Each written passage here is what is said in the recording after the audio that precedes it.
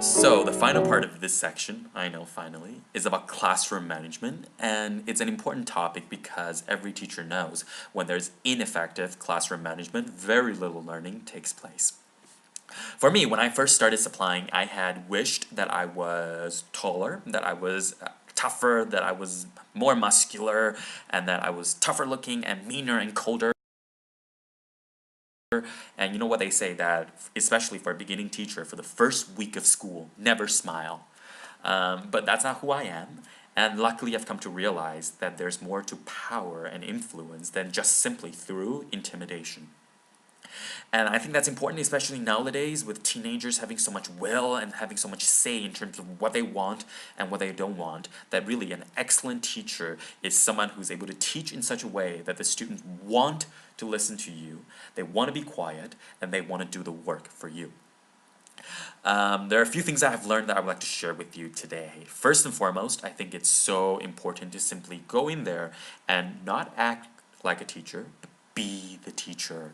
It's all about the energy that I project. Everybody knows when you're trying to share something with someone, if that person is simply humoring you and not really listening, but they nod, and they say, I understand, that type of energy is completely different than when they actually pay absolute attention to you, that at that moment, you are their only focus. The energy is completely different. So for me as a teacher, it's so important to go in there and own the title, own the position of a teacher, and teach in such a way that energy comes across. And when that happens, I think the students definitely feel it. Second of all, I think it's so important to set clear boundaries, and that a teacher isn't supposed to be the student's best friend, that the teacher is supposed to be someone that creates an environment that is safe for learning to take place, that is a trusting relationship.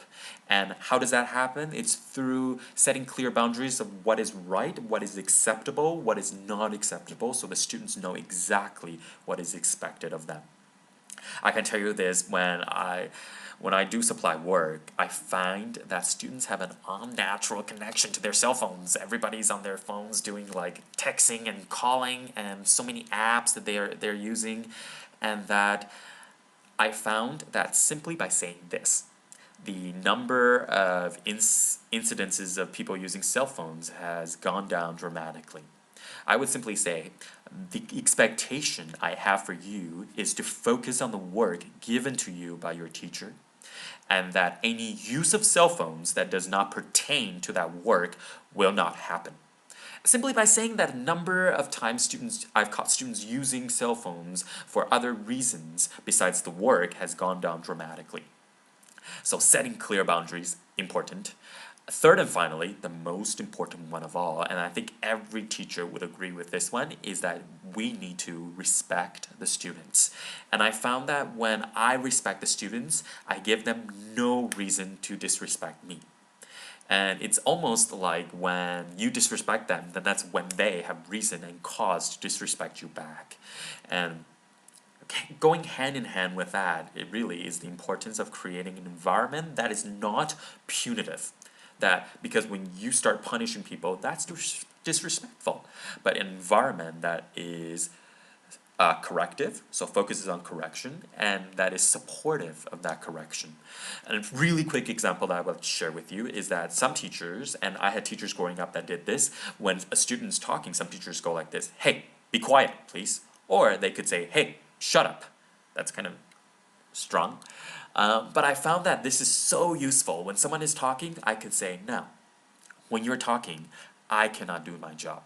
Or, is that a good place, based on where they're seated, is that a good place for us to have a good class where learning takes place? Or do you think it'll be better for you to move a different location? So when you say that, then students know whether they're supposed to be quiet, because instead of saying, "Now I'm going to give you one more chance, that if you continue to talk, I'm going to change you, you're going to have to sit with me."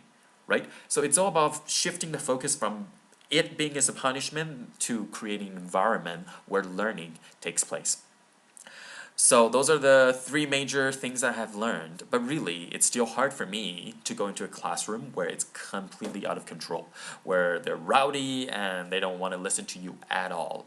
But I know that it's a process, that every class that I have serves as a tool for me to get better and better.